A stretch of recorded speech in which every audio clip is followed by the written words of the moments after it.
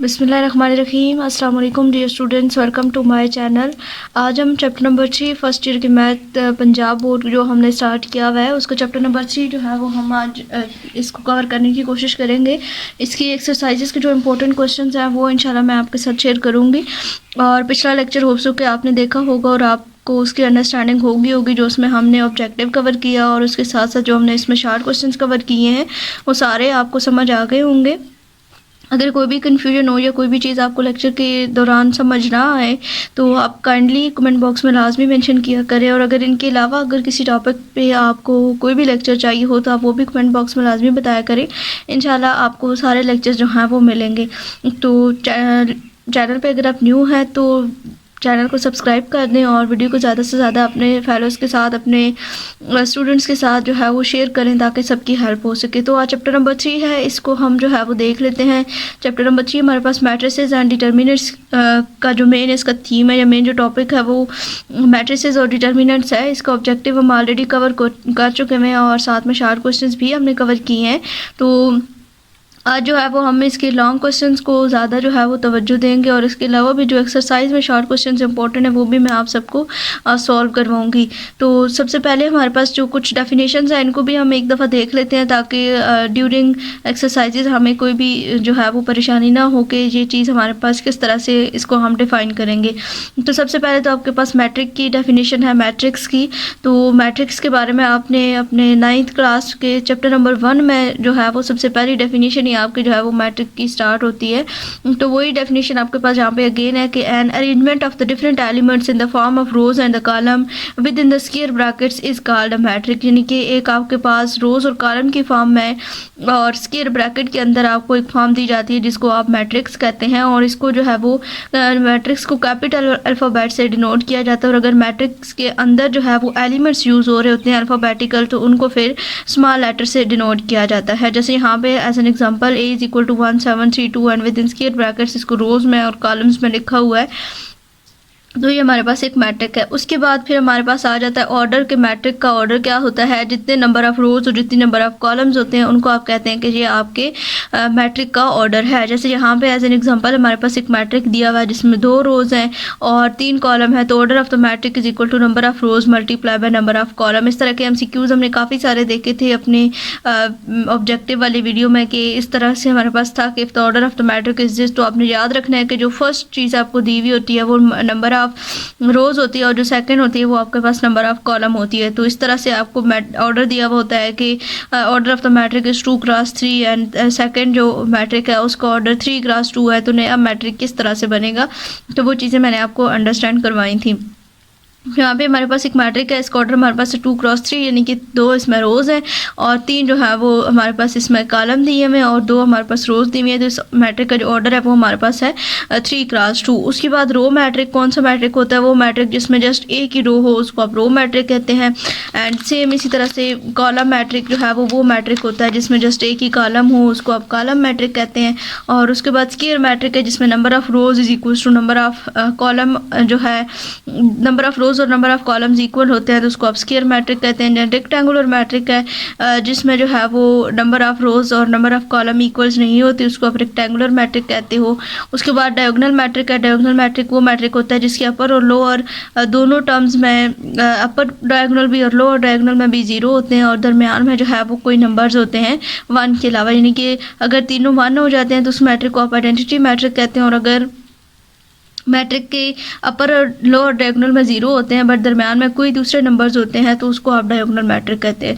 उसके बाद scalar matrix. Scalar matrix means के किसी एक नंबर के साथ किसी एक नंबर को हम कॉमन ले लेते हैं और फिर उस मैट्रिक को उसके साथ हम मल्टीप्लाई करते हैं तो ऐसे मैट्रिक्स को हम स्केलर मैट्रिक लाइक दिस। ये आपके पास एक एग्जांपल है, यहाँ पे 5 5 और 0 0 इन दोनों में से इस पूरे मैट्रिक में से हम 5 को कॉमन ले लें बाहर तो इस तरह से इसकी फॉर्म बन जाएगी 5 × 1 0 0 1। और दोबारा से अगर हम 5 को अंदर मल्टीप्लाई करते हैं तो ये मैट्रिक हमारे पास आ जाएगा। इसी तरह से ये वाला जो मैट्रिक है इसमें से अगर हम 3 को कॉमन ले लेते हैं, इस पूरे मैट्रिक में से अगर हम 3 को कॉमन ले लेते हैं तो 3 को कॉमन लेने से अंदर हमारे पास एक आइडेंटिटी मैट्रिक बनेगा 1 1 की फॉर्म है। और जब दोबारा हम 3 को अंदर मल्टीप्लाई करेंगे तो ये मैट्रिक हमारे पास दोबारा से आ जाएगा।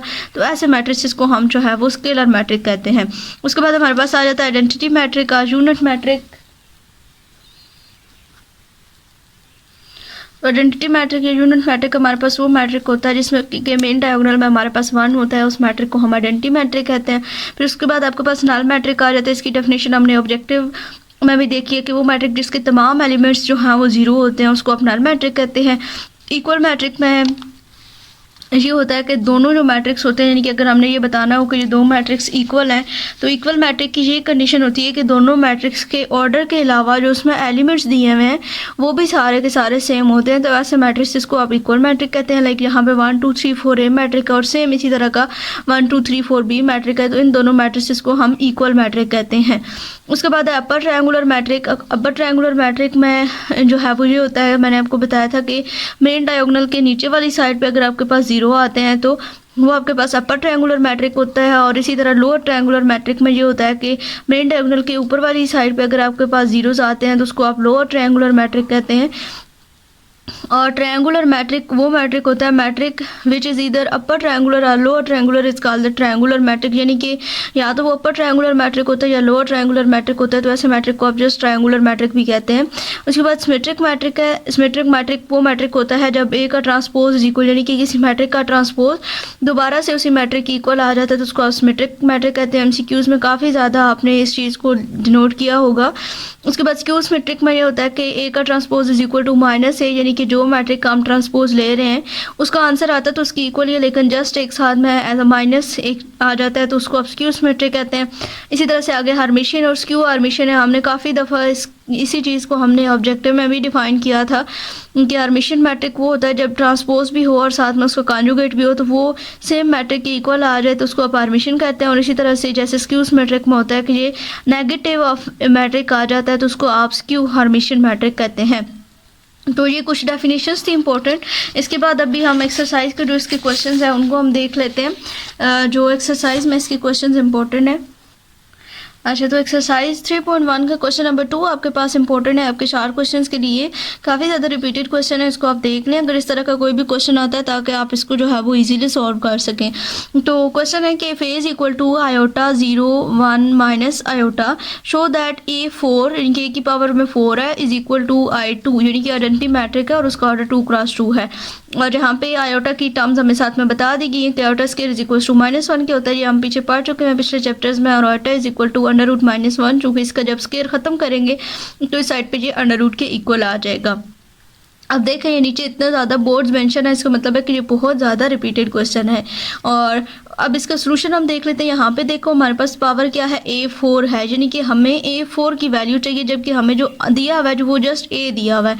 तो A के स्क्वायर में हम लोगों ने जो है वो इसकी वैल्यूज़ फाइंड करनी है। पहले हम A का स्क्वायर लेंगे, यानी कि A के मैट्रिक को ही A के मैट्रिक के साथ मल्टीप्लाई करेंगे तो वो हमारे पास बन जाएगा A का स्क्वायर। तो मल्टीप्लिकेशन किस तरह से करते हैं पीछे मैंने आपको बताया था। फर्स्ट पहले रो को लेते हैं, उसको फर्स्ट कॉलम से मल्टीप्लाई करते हैं, फिर फर्स्ट रो को लेते हैं और उसको सेकंड कॉलम से मल्टीप्लाई करते हैं। इसी तरह जितने भी कॉलम्स होंगे उनको आप मल्टीप्लाई करते जाना है। लेकिन यहाँ पे एक मल्टीप्लिकेशन का रूल भी होता है कि number of rows of first matrix is equals to number of column of second matrix हो तो तब वो मल्टीप्लिकेशन पॉसिबल होती है। अदरवाइज जो मैट्रिक्स का ऑर्डर इस तरह से नहीं होता तो फिर हम उन मैट्रिक्स को मल्टीप्लाई नहीं कर सकते हैं। तो यहाँ पे इक्वल है, 2 नंबर ऑफ रोज है और यहाँ पे भी 2 नंबर ऑफ कॉलम है, तो इट्स मीन कि यहाँ पे हम इस मैट्रिक को जो है वो मल्टीप्लाई कर सकते हैं। तो आयोटा को जब आयोटा से मल्टीप्लाई किया तो आयोटा का स्क्वायर आ गया, फिर 0 को 1 से मल्टीप्लाई किया तो 0 आ गया, देन आयोटा को 0 से मल्टीप्लाई किया तो 0, देन 0 को माइनस आयोटा के साथ मल्टीप्लाई किया तो अगेन से 0 आ गया। फिर इसी तरह से सेकंड रो को हमने लेना है और फर्स्ट कॉलम से मल्टीप्लाई करना है। आयोटा को 1 के साथ मल्टीप्लाई किया तो आयोटा आ गया, माइनस आयोटा को 1 के साथ मल्टीप्लाई किया तो माइनस आयोटा आ गया। फिर इसी तरह 1 से 0 को मल्टीप्लाई किया तो हमारे पास आ गया 0 और माइनस आयोटा को माइनस आयोटा के साथ मल्टीप्लाई किया तो आयोटा स्क्वायर। अब सिंपल हमने क्या करना है, जहाँ पे आयोटा स्क्वायर है वहाँ पे हमने नए मैट्रिक में 1 लगा देना, -1 लगा देना। यहाँ पे आयोटा स्क्वायर था यहाँ पे हमारे पास -1 आ गया, यहाँ पे आयोटा स्क्वायर था यहाँ पे -1 आ गया और बाकी दोनों टर्म्स हमारे पास 0 हो चुकी हुई हैं। अब A स्क्वायर की वैल्यू आ गई, लेकिन हमें क्वेश्चन में जो है वो मेंशन है कि A4 हमें चाहिए। तो अब हम जो A स्क्वायर हमने फाइंड किया, A स्क्वायर को A स्क्वायर के साथ मल्टीप्लाई करेंगे तो हमारे पास A4 आ जाएगा। तो वही चीज़ हमने यहाँ पे फॉलो की है। A4 is equal to A square multiply B square, यानी कि ये वाला जो हमारा आंसर आया है इसको 2 टाइम्स हमने मल्टीप्लाई किया -1 को -1 के साथ मल्टीप्लाई किया तो 1 आ गया, 0 को 0 के साथ मल्टीप्लाई किया तो 0 आ गया, देन -1 को 0 के साथ किया तो 0 एंड 0 को -1 के साथ किया तो अगेन 0। फिर उसके बाद 0 को -1 के साथ किया 0, -1 को 0 के साथ किया तो 0 आ गया, 0 और 0, देन -1 को -1 से मल्टीप्लाई किया तो 1 आ गया। अब बाकी टर्म्स तो 0 की है और ये वाला 1 आ जाएगा, 1 आ जाएगा। ये चीज़ हमें प्रूव करनी थी कि 4 इज इक्वल टू I2 के हो, तो A को हमने 4 टाइम मल्टीप्लाई किया तो हमारे पास आंसर आ गया 1001, यानी कि आइडेंटिटी मैट्रिक्स के इक्वल आ गया है। तो ये इंपॉर्टेंट क्वेश्चन है आपका। उसके बाद नेक्स्ट आपके पास क्वेश्चन है जी, शार्ट में इंपॉर्टेंट है कि find x and y if, यानी कि x की और y की वैल्यूज़ को फाइंड करना है। यहाँ पे भी आप देखें कितना ज़्यादा ये जो है वो हमारे पास रिपीटेड क्वेश्चन है, इतने ज़्यादा बोर्ड में ये रिपीट हुआ है जो यहाँ पे आपको साथ में मेंशन नज़र आ रहे हैं। तो यहाँ पे हमारे पास दोनों मैट्रिसेस इक्वल हैं। इस तरह के क्वेश्चन हमने पीछे भी किए हैं, चैप्टर नंबर 2 में भी किए हैं, और इसकी ऑब्जेक्टिव वाली जो वीडियो थी उसमें भी मैंने आपको इस तरह के क्वेश्चन करवाए हैं। तो यहाँ पर हमने एक्स की और वाई की वैल्यूज़ को फाइंड करना है। तो दोनों मैट्रिसेस इक्वल हैं, तो इट्स मीन कि इसका हर एलिमेंट इस मैट्रिक के एलिमेंट के इक्वल है। तो यहाँ पे x+3 है, x+3 इज इक्वल टू हमारे पास 2 के है, ये हमारे पास एक इक्वेशन बन गई। और इधर से जस्ट एक ही एलिमेंट जो वेरिएबल है वो यूज़ हो रहा था x, तो यहाँ से सिंपल हमने x की वैल्यू भी साथ ही फाइंड कर ली है। x इज इक्वल टू 3 इधर प्लस का है, दूसरी साइड पे ये माइनस का हो जाएगा, तो x की वैल्यू -1 आ गई। बाकी 3y-4 था, 3y-4 इज इक्वल टू यहाँ पे 2 के है, तो हमने रख लिया। यहाँ पे भी एक ही वेरिएबल y यूज़ हो रहा था, तो y को हमने यहाँ से फाइंड आउट कर लिया। 3y इज इक्वल टू 4 इधर माइनस का है, और यहाँ पे ये प्लस का हो जाएगा, 2 + 4 इज इक्वल टू 6 हो जाएगा, एंड 3 जब 6 के साथ डिवाइड करेगा तो y इज इक्वल टू 2 हमारे पास इसका भी आंसर आ जाएगा। फिर इसी तरह से हमारे पास एक सेकंड पार्ट है इसी क्वेश्चन का, इसमें भी हमने ये वैल्यूज ही फाइंड करनी है। सेम इसी तरह से हमने x+3 को y की इक्वल रख लेना है, और 3y-4 को, मतलब इन दोनों पार्ट में से कोई भी क्वेश्चन हमारा बन सकता है। 3y-4 is equal to 2x हमने रख लेना है। तो इन दोनों में से कोई भी पार्ट हमारा आ सकता है, तो इसको भी हम कर लेते हैं। यहाँ पे भी ये दोनों मैट्रिसेस इक्वल हैं, तो इट्स मीन कि x+3 is equal to y के and 3y-4 is equal to 2x के है। तो x इसको हमने इक्वेशन नंबर 1 कह दिया जी, हमारे पास इक्वेशन नंबर 2 आ गई है।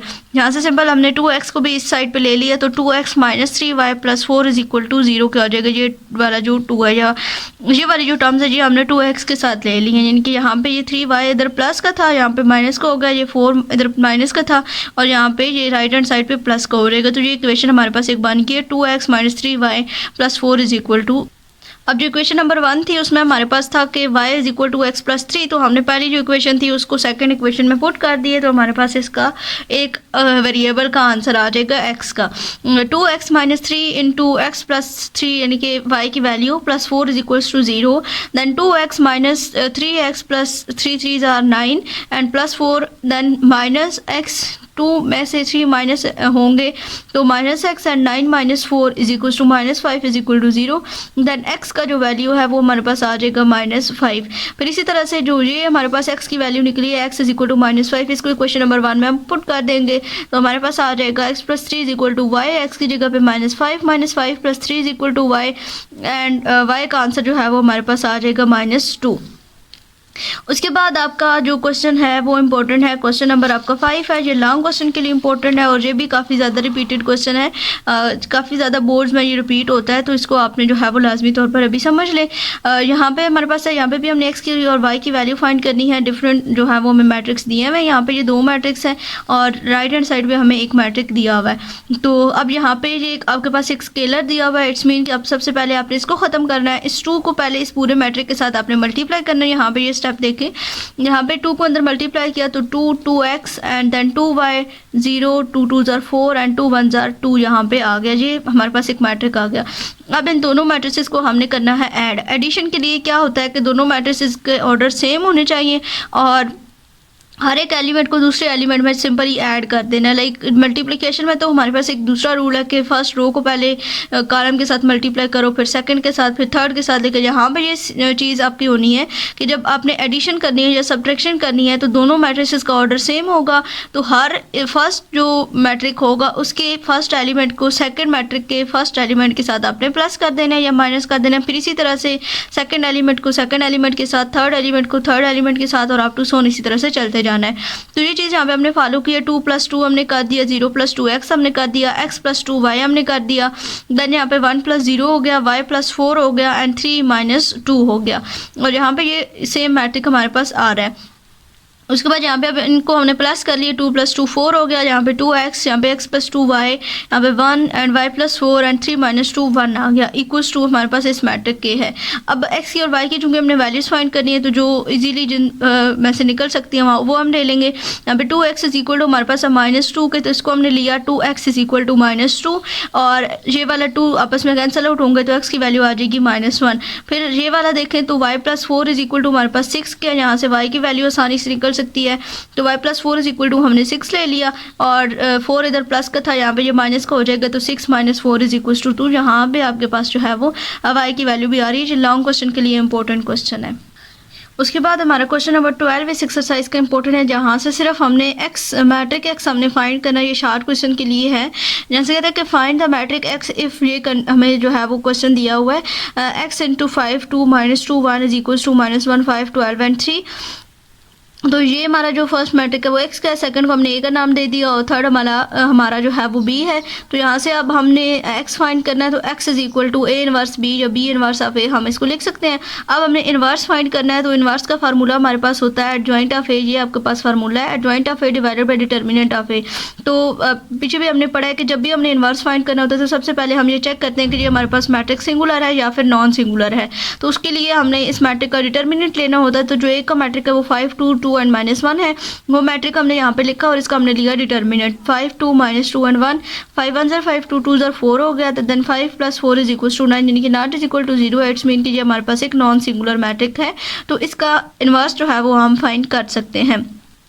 अब हमने इस मैट्रिक का लेना है एडजॉइंट ऑफ ए, क्योंकि फार्मूला है adjoint of A divided by determinant of A, तो एडजॉइंट भी हमारे पास चाहिए। एडजॉइंट ऑफ ए = हमारे पास आ जाएगा, एडजॉइंट में हमने क्या पढ़ा था कि ये वाली जो दोनों वैल्यूज़ होती हैं डायगोनल की, इनकी हम जगह चेंज करते हैं और इन दोनों के हम सिंबल्स को चेंज करते हैं, इनकी पोजीशन चेंज होती है और इनके सिंबल्स चेंज होते हैं। तो ये 5 और 1 था, यहाँ पे बन गया 1 और 5, यहाँ पे 2 एंड -2 था, तो ये बन गया 2 एंड -2, यानी कि ऑपोजिट्स हो गए दोनों। उसके बाद ए इनवर्स का फार्मूला हमने लिखा है adjoint of A divided by determinant of A. अब यहाँ पे जो डिटर्मिनेंट है वो हमारे पास आया था 9, तो हमने 1/9 सेपरेट कर दिया एंड 1 -2 2 एंड 5 लिख लिया। अब ये क्वेश्चन नंबर 1 हमने कही थी कि x = b inverse of A. अब b का मैट्रिक हमारे पास है -1 5 12 एंड 3, वो हमने लिख लिया। उसके बाद एडजॉइंट जो है वो हमारे पास, यानी कि a का जो इनवर्स है वो हमारे पास इसके इक्वल आया है 1/9 × 1 -2 2 एंड 5, तो ये हमने यहाँ पे लिख दिया। अब 1/9 को हमने बाहर ले लिया कॉमन और इन दोनों मैट्रिसेस को पहले आपस में किया मल्टीप्लाई आसानी के लिए, ताकि इजीली हम इसको सॉल्व कर सकें। अदरवाइज अगर हम पहले इसको डिवाइड में लिख लेते तो वो फिर उसकी सिंप्लीफिकेशन थोड़ी सी मुश्किल हो जानी थी। तो इस वजह से यहाँ पे हमने 1/9 को सेपरेट किया और इन दोनों मैट्रिसेस को हमने किया पहले मल्टीप्लाई, फर्स्ट रो को फर्स्ट कॉलम के साथ, फिर फर्स्ट रो को सेकंड कॉलम के साथ, इसी तरह से सेकंड रो को फर्स्ट कॉलम के साथ और सेकंड रो को सेकंड कॉलम के साथ। ये मल्टीप्लिकेशन करने के बाद हमारे पास आया और जहाँ पे इनको प्लस माइनस किया, देन 10 - 1 9 आ गया, 25 + 2 27 आ गया, 6 + 12 18 आ गया एंड -24 + 15 = -9 आ गया। अब हर एक टर्म को जब हम 9 पे डिवाइड करेंगे तो यहाँ पे 1 आ जाएगा, 9 3 = 27 एंड 9 2 = 18 एंड 9 1 = 9। ये आपके पास x का मैट्रिक आ गया। सेम इसी तरीके से आपका जो सेकंड क्वेश्चन है वो भी होगा और इसी प्रोसीजर को फॉलो करते हुए आपने सेकंड क्वेश्चन भी करना है। ये क्वेश्चन आपके शार्ट क्वेश्चंस के लिए इंपॉर्टेंट है। उसके बाद हमारा क्वेश्चन नंबर 14 है, ये शॉर्ट में और लॉन्ग में दोनों में इंपॉर्टेंट है, तो इसको अच्छे से आपने करना है, समझना है। मुश्किल नहीं है, बहुत आसान है, जस्ट थोड़ी सी ये चीज़ का ध्यान रखना है कि आपने मल्टीप्लिकेशन सही तरीके से करनी है ताकि इसमें कोई भी मिस्टेक ना हो। तो इसको हम जो है वो लिख के कर लेते हैं ताकि आसानी से समझ आ जाए। चलो जी, तो ये हमारे पास क्वेश्चन है, हमने इसको लिख लिया। अब हमने क्या करना है कि इन दोनों मैट्रिसेस को मल्टीप्लाई करना और मल्टीप्लाई करने के बाद जो हमारा आंसर आना चाहिए वो इक्वल्स टू आना चाहिए RI³ के, यानी कि एक आइडेंटिटी मैट्रिक आना चाहिए और उसका ऑर्डर 3×3 होना चाहिए और साथ में हमारे पास एक R जो है वो एज अ स्केलर आना चाहिए। तो इसकी मल्टीप्लिकेशन स्टार्ट करते हैं। सबसे पहले हमने फर्स्ट रो को लेना और उसको फर्स्ट कॉलम के साथ हमने मल्टीप्लाई करना है। तो r cos phi को cos phi के साथ जब मल्टीप्लाई करेंगे तो ये हमारे पास बन जाएगा r cos square phi, ठीक है। उसके बाद हमने 0 को 0 से मल्टीप्लाई किया तो हमारा आ गया 0। देन हमने ये माइनस और माइनस प्लस हो जाएंगे, sin phi को sin phi के साथ मल्टीप्लाई करेंगे तो हमारे पास आ जाएगा, यहाँ पे इसके साथ r भी है, क्वेश्चन में, ठीक है। तो माइनस साइन फाई को माइनस आर साइन फाई के साथ मल्टीप्लाई करेंगे तो हमारे पास आ जाएगा plus r sine square phi, ठीक है। उसके बाद हमने फर्स्ट रो को अब सेकंड कॉलम के साथ मल्टीप्लाई करना है, तो ये भी ज़ीरो हो गया, फर्स्ट टर्म भी ज़ीरो हो जाएगी, ज़ीरो को 1 के साथ मल्टीप्लाई करेंगे ये भी ज़ीरो हो जाएगा, फिर ज़ीरो को माइनस साइन फाई के साथ मल्टीप्लाई करेंगे तो ये भी ज़ीरो हो जाएगा। उसके बाद हमने फर्स्ट रो को थर्ड कॉलम के साथ मल्टीप्लाई करना है, तो आर कॉस फाई को साइन फाई के साथ मल्टीप्लाई करेंगे तो ये बन जाएगा r cos phi and sine phi. फिर हम जो है वो इसको ज़ीरो के साथ मल्टीप्लाई करेंगे, ज़ीरो को ज़ीरो के साथ तो वो तो ज़ीरो हो जाएगा। देन हमने माइनस साइन फाई को आर कॉस फाई के साथ मल्टीप्लाई करना है तो ये बन जाएगा minus r cos phi and sine phi, ठीक है। अब सेकंड हम आ जाते हैं, सेकंड रो को फर्स्ट कॉलम के साथ मल्टीप्लाई करना है तो ये हमारे पास ज़ीरो हो जाएगा फर्स्ट, फिर आर को ज़ीरो के साथ करेंगे वो भी ज़ीरो हो जाएगा, और ज़ीरो को इसके साथ मल्टीप्लाई करेंगे तो ये भी ज़ीरो हो जाएगा।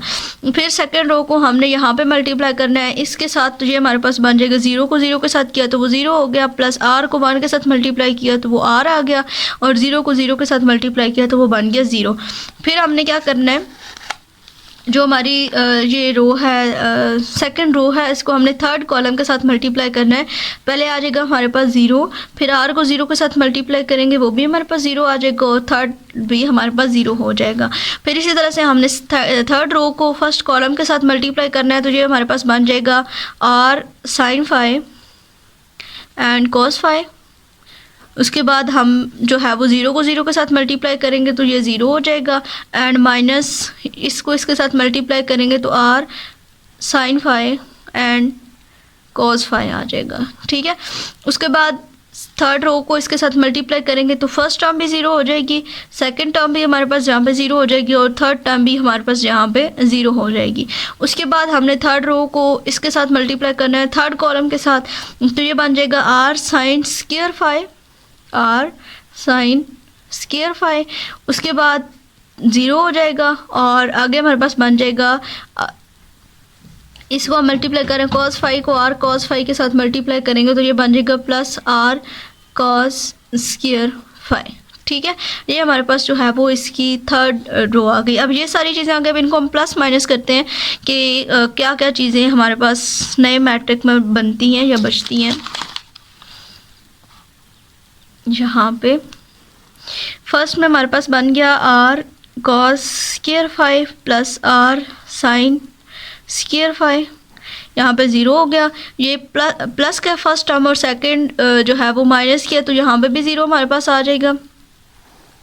उसके बाद ये टर्म भी ज़ीरो है, ये टर्म आर की है और यहाँ पे हमारे पास ज़ीरो है। फिर इसी तरह से यहाँ पे हमारे पास ये प्लस का है और ये माइनस का है, ये भी कट जाएंगे, ये ज़ीरो हो जाएगा, ये भी ज़ीरो है, और यहाँ पे हमारे पास है r sine square phi minus r cos square phi, ठीक है।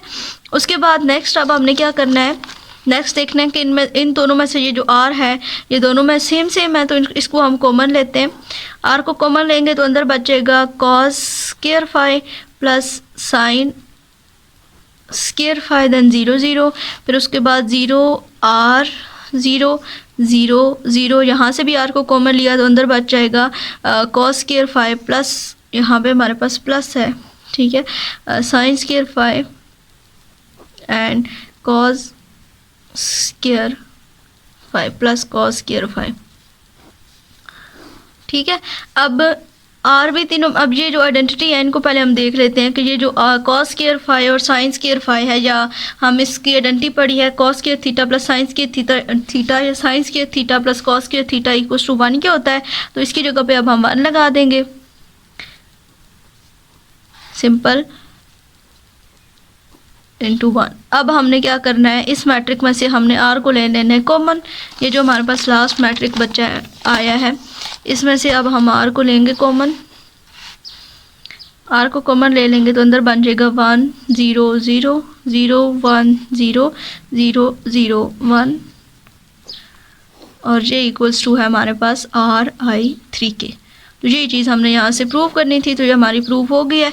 इस क्वेश्चन को आपने अच्छे तरीके से मल्टीप्लिकेशन प्लस माइनस के साइन अच्छे तरीके से इसके याद रखने हैं, ताकि जो है वो ये आपके पेपर में अगर आता है तो आप अच्छे तरीके से इसको अटैम्प्ट कर सकें। जिसके मतलब एक पार्ट अगर आपको समझ आ जाए तो बाकी भी आ जाएंगे। तो इसमें ये है कि आपने सिर्फ एक मैट्रिक आपको दिया हुआ है छोटा सा 2x2 ऑर्डर का, और उसका आपने इनवर्स फाइंड करना है, ठीक है। इस तरह के क्वेश्चन 2 मार्क्स के आते हैं आपके पेपर में शॉर्ट क्वेश्चन में।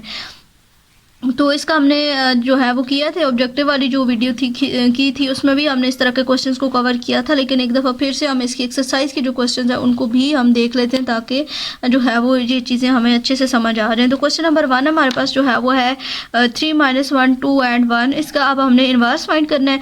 तो इन्वर्स का फार्मूला हम पढ़ चुके हैं कि adjoint of A divided by determinant of A होता है। तो सबसे पहले किसी भी मैट्रिक का इन्वर्स फाइंड करने के लिए हमें ये चेक करना होता है कि हमारा मैट्रिक सिंगुलर है या फिर नॉन सिंगुलर है। मीन्स कि वो अगर उसका आंसर जो डिटर्मिनेंट है वो इक्वल्स टू 0 के आ जाता है तो उस मैट्रिक का हम इन्वर्स फाइंड नहीं कर सकते, और अगर वो नॉट इज इक्वल टू 0 के आता है तो देन हम उस मैट्रिक को फर्दर सॉल्व करते हैं। तो यहाँ पे जब हमने इस मैट्रिक का डिटर्मिनेंट फाइंड किया 3 - 1 2 and 1 का, 3 1s are 3 and 2 1s are 2, 3 - 2 minus minus plus and 3 + 2 is equals to 5 के आ जाएगा, जिनकी एक नॉन सिंगुलर मैट्रिक है।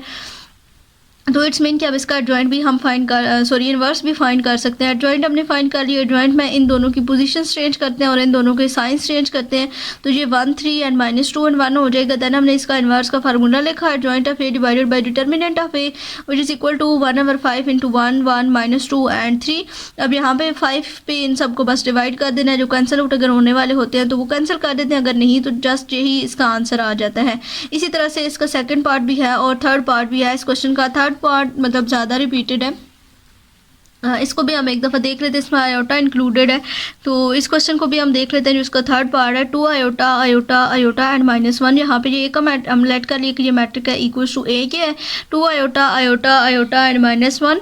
अब यहाँ पे इसका हमने लिया डिटर्मिनेंट। डिटर्मिनेंट में हमारे पास आ जाएगा, इसको हमने पहले डिटर्मिनेंट की फॉर्म में लिखा, देन 2 आयोटा को आयोटा के साथ मल्टीप्लाई किया तो -2 आयोटा का स्क्वायर, देन माइनस आयोटा का स्क्वायर। अब iota -2 iota square and minus iota square is equals to -3 iota square.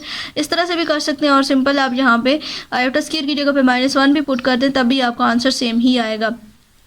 तो यहाँ पे आपका आ जाएगा -3 iota square, then iota square की जगह पे आपने -1 पुट किया एंड -3 × -1 इज इक्वल्स टू 3 के आंसर आ जाएगा इसका इसके डिटर्मिनेंट का। मीन्स कि ये नॉन सिंगुलर मैट्रिक है, नॉट इज इक्वल टू 0 के है, तो अब इसका इन्वर्स हम फाइंड कर सकते हैं। एडजॉइंट हमने फाइंड कर लिया, इन दोनों की पोजीशंस और इन दोनों के साइंस चेंज किए। यहाँ पे 2 आयोटा माइनस आयोटा था, यहाँ पे माइनस आयोटा एंड 2 आयोटा हो गया, और यहाँ पे minus iota and minus iota हमने लिख दिया। उसके बाद इन्वर्स के फार्मूला में सिंपल 1/3 × एडजॉइंट का मैट्रिक पुट किया और सिंपली इसको इन सब के ऊपर डिवाइड कर दिया, तो ये हमारे पास आंसर आ गए।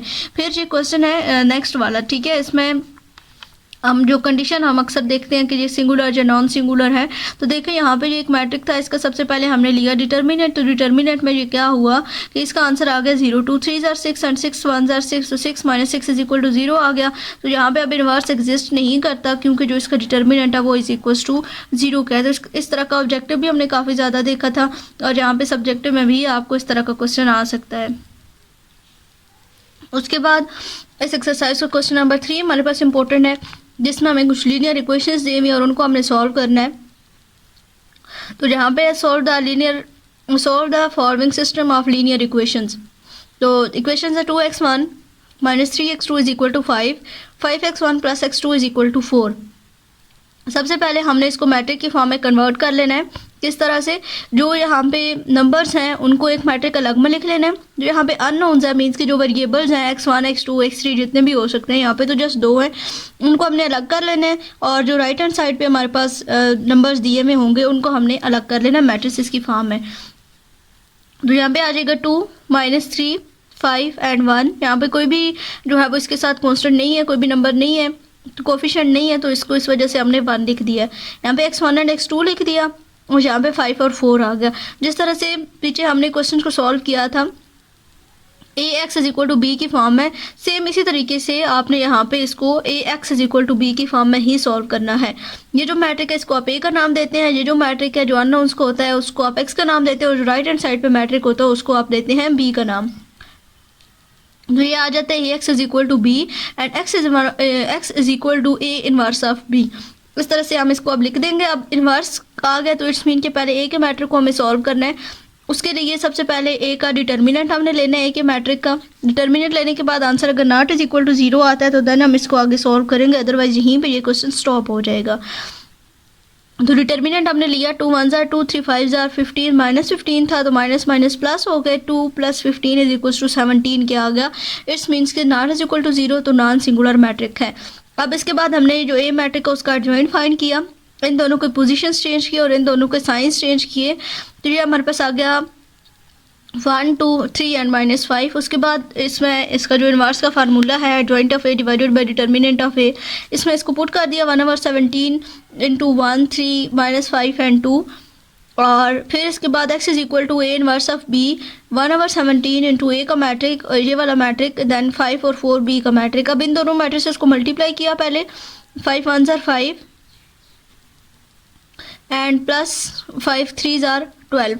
पीछे शायद मैंने एक मिस्टेक शायद की थी, वो ये कि जब हम मैट्रिसेस को मल्टीप्लाई करते हैं तो मैट्रिसेस को मल्टीप्लाई करने में हमारे पास जो फर्स्ट मैट्रिक है उसका ऑर्डर ऑफ कॉलम देखते हैं और सेकंड जो मैट्रिक है उसमें ऑर्डर ऑफ रोज देखते हैं। पीछे शायद मैंने ये बोला है कि पहले मैट्रिक के ऑर्डर ऑफ रोज और दूसरे मैट्रिक के ऑर्डर ऑफ कॉलम इक्वल होने चाहिए, बट नहीं, जो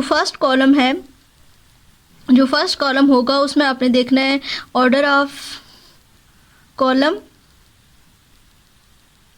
और जो सेकंड मैट्रिक आपका होगा उसमें आपने देखना है ऑर्डर ऑफ रोज।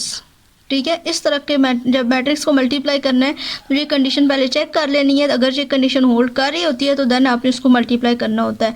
5 1 जार 5 5 3 जार 12 5 5 जार 25 2 4 जार 8 5 + 12 17 दैन -25 + 8 -17। अब 17 को इस 17 के ऊपर डिवाइड किया तो 1 -17 को किया तो -1, तो x की वैल्यू 1 x1 की 1 और x2 की -1 आ गई है।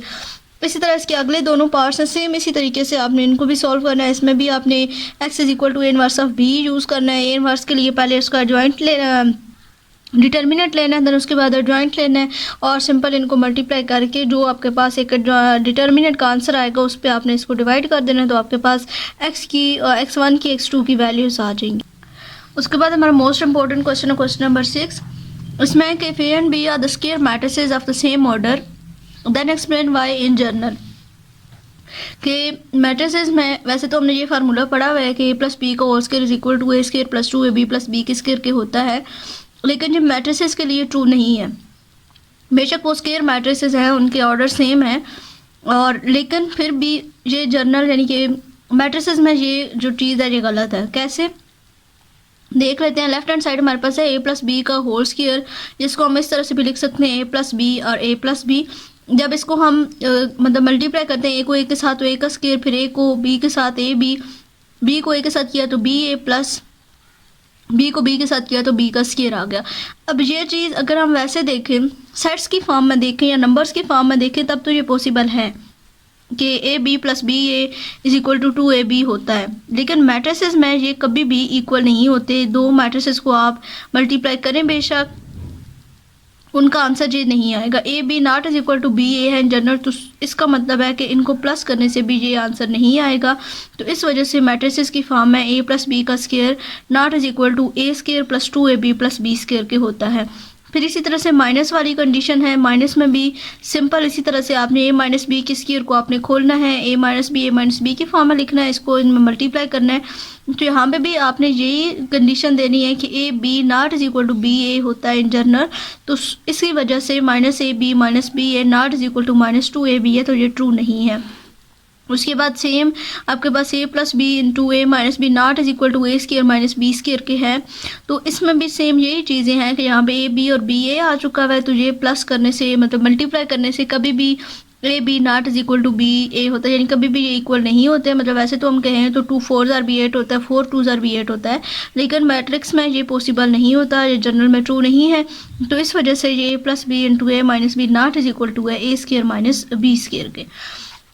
उसके बाद नेक्स्ट आपका क्वेश्चन है जी, शॉर्ट क्वेश्चन के लिए इंपॉर्टेंट है कि if A is equal to this matrix then find. आपने ये दो चीज़ें फाइंड करनी है इसमें, ए इंटू ए ट्रांसपोज और ए ट्रांसपोज इंटू ए। सबसे पहले ए का मैट्रिक है, उसके बाद उसको हमने लिया ट्रांसपोज। ट्रांसपोज में क्या होता है कि जो रोज़ होती हैं, रोज़ हमारे पास कॉलम्स बन जाते हैं, मतलब एक ही चीज़ चेंज होती है, जिसको मर्जी आप ले लें, आप चाहे रोज़ को चेंज कर दें कॉलम में या फिर कॉलम्स को चेंज कर दें रोज़ में, बात एक ही है। जिसका ट्रांसपोज लिया, अब यहाँ पे सिचुएशन ये थी कि आपने पहला जो पार्ट है उसमें है कि ए को ए ट्रांसपोज के साथ मल्टीप्लाई करना है, तो ए का मैट्रिक हमने लिखा, साथ में ए ट्रांसपोज का मैट्रिक लिखा, ठीक है। अब देखें यहाँ पे जो अभी हमने कंडीशन देखी थी कि दो मैट्रिसेस को मल्टीप्लाई करने के लिए नंबर ऑफ कॉलम 1 2 3 4 है, और जहाँ पे जो नंबर ऑफ रोज हैं 1 2 3 4 है, तो इस वजह से इस मैट्रिक को हम मल्टीप्लाई कर सकते हैं। तो 1 बाय 1 करके फर्स्ट रो को फर्स्ट कॉलम के साथ मल्टीप्लाई किया तो आपके पास ये आ गया, 2 2 ज़ार 4 -1 1 आ गया, 3 3 ज़ार 9 एंड 0 आ गया। फिर इसी तरह फर्स्ट रो को आपने सेकंड कॉलम के साथ मल्टीप्लाई किया तो 2 -0 + 12 -0। फिर इसी तरह से फर्स्ट रो को आपने थर्ड कॉलम के साथ मल्टीप्लाई किया तो ये and up to so on. फिर उसके बाद आपने प्लस माइनस सिंपल करना है यहाँ पे, और ये आपके पास एक नया मैट्रिक आ जाएगा, ये इसका आंसर। मतलब इन दोनों में से कोई भी एक ही पार्ट आता है, या ए इंटू ए ट्रांसपोज या ए ट्रांसपोज इंटू ए। तो यहाँ पे सेकंड में क्या होगा कि आपने ए ट्रांसपोज को ए के मैट्रिक के साथ मल्टीप्लाई कर देना है, तो एक आपके पास, मतलब इसमें इक्वालिटी आपने नहीं शो करनी कि ये दोनों मैट्रिक से इक्वल हैं या नहीं है। अब इसी की मिसाल आप ले लें, जैसे अभी ऊपर हमने ये देखा था कि A B not is equal to B A है। अब ये बात तो एक ही है, मतलब फर्ज करो कि ये ए का मैट्रिक है और ये बी का मैट्रिक है, इसी तरह इसको हम बी और ए लिख लेते हैं। ये ए और बी मतलब दोनों मैट्रिसेस सेम है, ठीक है। जस्ट क्या था कि ए और बी के मैट्रिक को अब मैंने मल्टीप्लाई किया तो ये आया, फिर बी के ए के मैट्रिक को मल्टीप्लाई किया तो हमारे पास ये आया, मतलब कि ये मैट्रिसेस इक्वल नहीं आए। तो इसी वजह से हमने ऊपर लिखा था, जो कंडीशंस दी थी वो ये दी थी कि ये ए बी जो है वो बी ए के इक्वल नहीं होता, इस वजह से ये फार्मूलाज जो है वो मैट्रिसेस के ऊपर होल्ड नहीं करते हैं। उसके बाद हमारे पास है जी क्वेश्चन जो है वो लॉन्ग के लिए इंपॉर्टेंट क्वेश्चन है कि solve the following matrices equation for a. यानी कि यहाँ पे अब हमारे पास एक दरमियान में दिया हुआ अल्फ़ाबेट ए, और इसको अब हमने फाइंड करना है इन मैट्रिक्स को यूज़ करते हुए। ये हमारे पास मैट्रिक यहाँ पे प्लस हो रहा है, इसको राइट हैंड साइड पे लेंगे तो ये हमारे पास मैट्रिक हो जाएगा माइनस का, तो 2 3 -1 -2 + -1 -4 3 एंड 6 आ जाएगा। अब इन दोनों मैट्रिसेस को हमने सिंपल प्लस कर दिए, 2 -1 3 -4 यानी क्या है तो प्लस का, लेकिन प्लस माइनस माइनस हो जाएंगे, -1 +3 एंड -2 + 6 हो जाएगा। फिर यहाँ पे ये ए का मैट्रिक इसी तरह से 4 3 2 एंड 2 इस ए के साथ आएगा, और यहाँ पे ये 1 -1 2 एंड 4 हो जाएगा। फिर इसको हमने कह दिया कि ये हमारे पास एक बी मैट्रिक है, जिस तरह आपने पीछे सॉल्व किया है एक्स ए। अब यहाँ पे चूंकि जो है वो एक्स हम नहीं ले सकते क्योंकि ए मैट्रिक हमारे पास ऑलरेडी एक अननोन मैट्रिक है, तो एक्स हम तब लेते थे जब हमने अननोन फाइंड करना होता था, x1 x2 होता था तो उसको लेते थे। अब चाहें तो ले भी सकते हैं कि इसको एक्स का मैट्रिक कंसीडर कर लें और इस साइड पे जो है वो आप बी रख लें, कोई इसमें से चेंजिंग्स नहीं होंगी, एक ही बात होगी यहाँ पे। तो यहाँ पे अब हो जाएगा बी इनवर्स, आप मतलब इस तरह इसको रख सकते हैं। हमने कहा था A X is equal to B होता है, तो आप इसको रख सकते हैं X A is equal to B. फिर एक्स का इनवर्स आपको दूसरी साइड पे लेना पड़ेगा जो कि होगा A is equal to X inverse of B, ठीक है। तो यहाँ पे सी इन्होंने यूज़ किया हुआ है तो ए इज इक्वल टू आ जाएगा बी इनवर्स ऑफ सी। अब बी इनवर्स है तो मीन्स कि हमें बी का जो है वो डिटर्मिनेंट लेना पड़ेगा। बी का जब डिटर्मिनेंट लिया तो इक्वल टू 2 आ गया, मीन्स कि इसको हम सॉल्व कर सकते हैं। उसके बाद हमने इसका एडजॉइंट ले लिया बी के मैट्रिक का, तो इन दोनों की जो है वो पोजीशंस चेंज किए और इन दोनों के सिंबल्स चेंज किए। फिर उसके बाद बी इनवर्स का formula adjoint of B divided by determinant of B 1/2 × 2 -3 -2 and 4 आ गया। उसके बाद हमने सिंपल जो है इसमें पुट कर दिया a × 1/2, फिर आगे बी का जो ये वाला मैट्रिक आया था वो, और उसके बाद सी का मैट्रिक 1 -1 2 एंड 4 हमने लिख दिया। अब इन दोनों मैट्रिसेस को मल्टीप्लाई करना है और फिर 2 के ऊपर इन सबको 1/1 डिवाइड कर देना है, तो ये आपके पास ए का मैट्रिक आ जाएगा, ठीक है, ये इंपॉर्टेंट है। उसके बाद सेम इसी तरीके से क्वेश्चन है, सेकंड पार्ट है इसी क्वेश्चन का, इसमें भी आपने ए का मैट्रिक फाइंड करना है, तो इसको भी सेम इसी तरह से यूज़ करना है जैसे हमने पीछे जो है वो सॉल्व किया था।